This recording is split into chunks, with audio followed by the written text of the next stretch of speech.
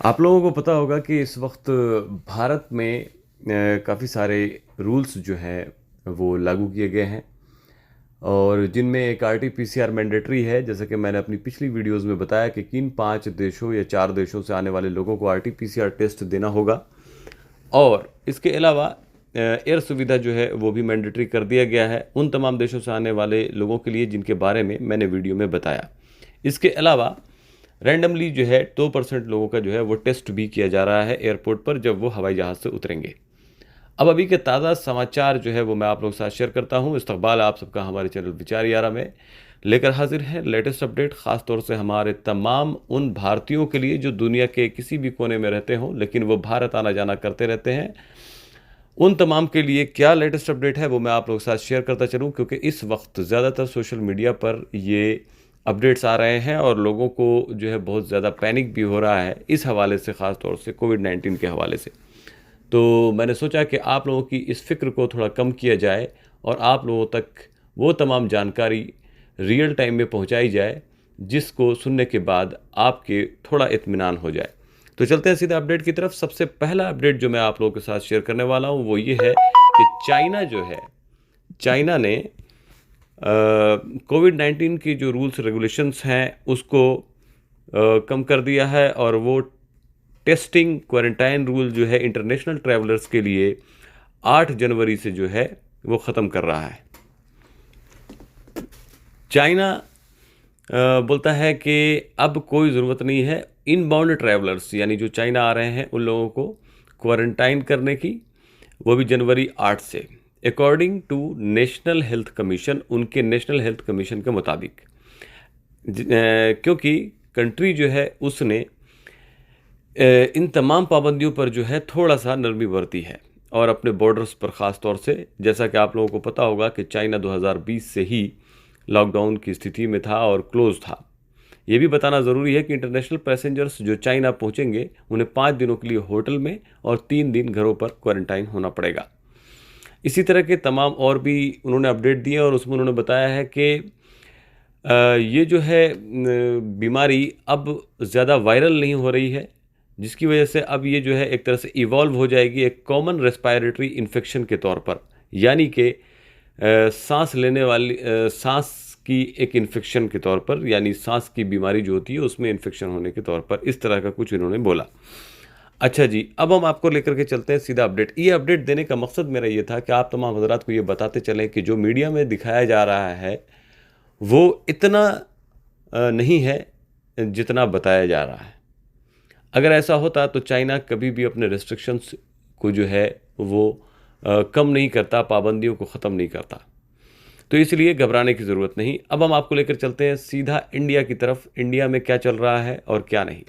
Corona virus का live update की अगर हम बात करें तो 39 इंटरनेशनल फ्लायर्स यानी कि अंतर्राष्ट्रीय यात्री जो हैं उनमें कोविड पॉजिटिव पाया गया है। गवर्नमेंट ने मैंडेटरी कंसीडर करने वाली है, मैंडेटरी यानी कि वो इस पर विचार विमर्श में है कि आरटीपीसीआर को ख़ास तौर से जो चाइना से आ रहे हैं उनके लिए अनिवार्य कर दिया जाए।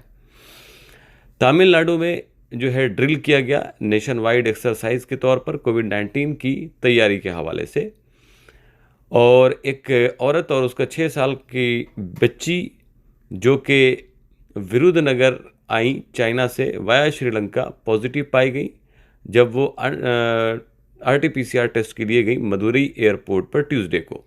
2 और को जो है इस तरह की मिली है और उसके बाद उन्हें होम आइसोलेशन किया गया। विरुद्धनगर कलेक्टर जे मेघनांता जी हाँ मेघानाथा रेड्डी जो कि कलेक्टर हैं उन्होंने बाज़ाब्ते बताया है द टाइम्स ऑफ इंडिया को। ये जो मैं न्यूज़ आप लोगों के साथ शेयर कर रहा हूँ ये द टाइम्स ऑफ इंडिया की है और उन्होंने बताया कि सैंपल जो है वो फर्दर टेस्टिंग के लिए state public health laboratory Chennai को भेज दिया गया है जीनोमिक टेस्टिंग के लिए। ठीक है, अब आगे के अपडेट जो है वो मैं आप लोगों के साथ शेयर कर रहा हूँ। अगर हम बात करें तो अपडेट ये है कि मुंबई ने जो है 4 कोविड-19 केसेस रिपोर्ट किया है, फ्रेश रिपोर्ट, जिसमें कोई भी मृत्यु यानी डेथ नहीं हुई है। अगर हम बात करें तो टोटल केस जो है इस वक्त मुंबई में वो 11,55,108, जिसमें फैटेलिटी काउंट जो है वो है 19,746 ट्यूसडे के मुताबिक। ठीक है जी। इसी तरह इटली जो है वो भी कोविड-19 टेस्ट जो है चाइना से आने वालों के लिए जो है उसने मैंडेटरी कर दिया है। महाराष्ट्र ने 36 नए केसेस जो हैं वो रिपोर्ट किया है 28 दिसंबर को रात 8:15 पर, एक डेथ के साथ। एक्टिव काउंट जो है वो 164 है। ठीक है जी। टोटल इन्फेक्शन टैली जो है ओवरऑल वो है 81,36,588। इसके अलावा 2 इंटरनेशनल पैसेंजर्स को टेस्ट किया गया कोविड पॉजिटिव, वो भी मुंबई एयरपोर्ट पर। ये भी रात 7:43 दिसंबर 28 को रिपोर्ट किया गया है। इसी तरह 28 को फिर से एक रिपोर्ट आई है 7:12 पर, वो ये कि कोविड की चौथा वैक्सीन डोज जो है वो अनवारंटेड है, यानी कि ज़रूरी नहीं है, लेकिन सर्वाइलेंस जो है वो बढ़ा दी गई है ज़रूरत को देखते हुए। ये एक्सपर्ट्स जो है वो उनका कहना है।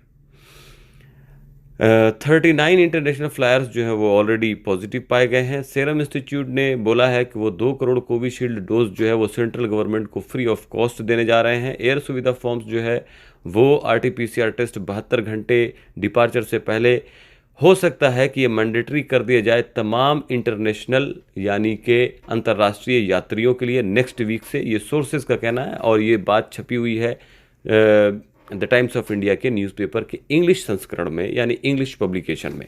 ठीक है, ये खबर भी दिसंबर 28 को 17:48 यानी शाम 5:38 पर, सॉरी 48 नहीं 5:38 पर यह बताया गया है। इसके अलावा इन्होंने बताया है कि अगले 40 दिन जो है वो भारत के लिए क्रूशियल रहेंगे, क्योंकि हो सकता है कि केस कोविड-19 के वो बढ़े मिड जनवरी में, हेल्थ मिनिस्ट्री सोर्सेज का कहना है।